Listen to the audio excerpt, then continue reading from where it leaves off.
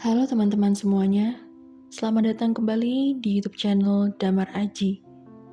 Pada kesempatan kali ini, kita akan membahas tentang stoikisme, atau yang bisa kita sebut sebagai seni mengendalikan diri.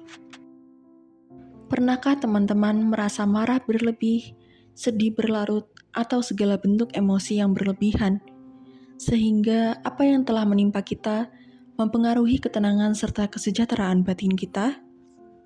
Mari kita bahas dan pelajari tentang stoikisme, sebuah cara memandang hidup untuk menyederhanakan emosi kita dan menjadi manusia yang penuh kendali atas dirinya sendiri.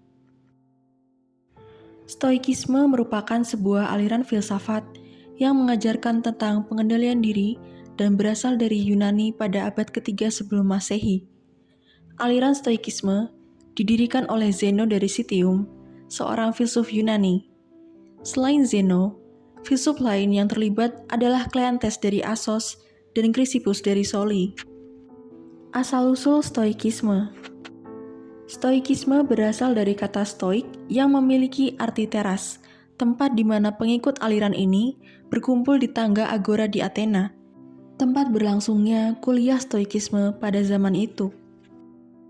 Orang Yunani kuno terkenal sering memberikan nama pada sekolah filsafat tergantung dari tempat mereka bertemu. Secara umum, stoikisme dipahami sebagai aliran filsafat yang berpandangan bahwa manusia harus mampu mengontrol emosinya agar bisa bersyukur atas apa yang terjadi. Prinsip stoikisme. Agar bisa menerapkan gaya hidup berdasarkan filosofi stoikisme, mari kita pahami lebih dalam apa itu stoikisme. Menurut Kamus Oxford, definisi stoikisme adalah daya tahan terhadap rasa sakit atau kesulitan tanpa mengeluh, yang bisa kita sederhanakan seperti berikut. Kita tidak bisa mengontrol apa yang terjadi di luar diri kita, maka dengan kesadaran diri yang penuh, kita menerima hal tersebut terjadi kepada diri kita. Prinsip yang pertama adalah hidup selaras dengan alam. Inilah inti dari ajaran stoikisme. Penganut aliran ini meyakini bahwa alam semesta bersifat rasional, maka kita bisa menyelaraskan diri dengan alam untuk mencapai kedamaian hidup. Prinsip yang kedua adalah kebahagiaan berasal dari kebaikan yang kita lakukan, bukan atas dasar kepemilikan terhadap hal-hal yang bersifat kebendaan. Rasa ingin memiliki memicu ekspektasi yang tinggi, emosi yang bergejolak, dan juga kegelisahan. Maka, letakkanlah kebahagiaan diri kita di atas kebaikan yang kita lakukan. Prinsip yang ketiga, kita mampu mengendalikan pikiran kita, bukan peristiwa di luar kendali kita. Apa yang terjadi di luar kendali kita tidak dapat kita kendalikan. Kita hanya mampu men-setting ekspektasi dan reaksi kita atas apa yang terjadi. Prinsip yang terakhir adalah tidak mengeluh atau menyalahkan orang lain atas apa yang terjadi. Cara menerapkan stoikisme dalam keseharian. Pertama-tama, kita perlu menyadari bahwa banyak hal yang terjadi dan tidak bisa kita ubah. Dan selaras dengan prinsip stoikisme, bahwa tugas manusia adalah mengendalikan pikirannya, bukan peristiwa eksternal. Dengan demikian, hidup akan menjadi lebih tenang dan bisa ikhlas menerima suatu hal tanpa mempermasalahkannya lebih lanjut. Cara yang pertama adalah kelola harapan dan ekspektasi.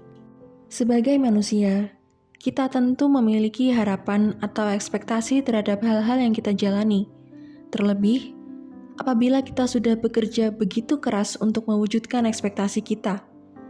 Namun, ketika ada kesenjangan besar antara apa yang Anda inginkan atau harapkan dengan kenyataan, itu bisa menyebabkan kecemasan, frustasi, dan perselisihan. Teman-teman dapat memiliki impian, harapan, dan keyakinan, namun jangan lupa untuk mengelolanya dan tetap realistis. Berdamai dengan emosi. Jika kita mengalami sesuatu dan bereaksi dengan emosi yang menggebu-gebu, kita justru tidak mampu untuk menerima dan mencari solusi atas apa yang terjadi. Berdamailah dengan emosi diri, baik itu rasa marah, sedih, maupun kecewa.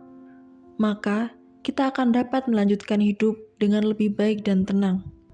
Bersikap positif.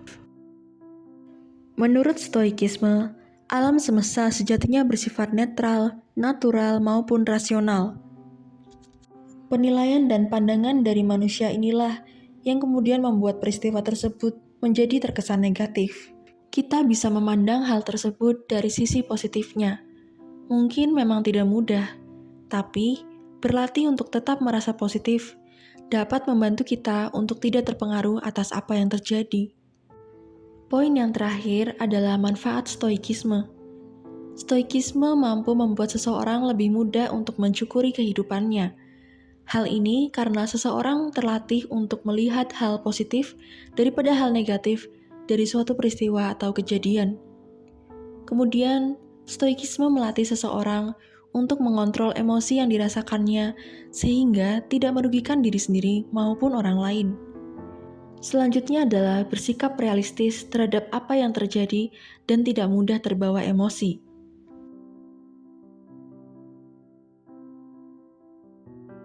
Teman-teman sekalian, itulah pembahasan stoikisme kita pada hari ini.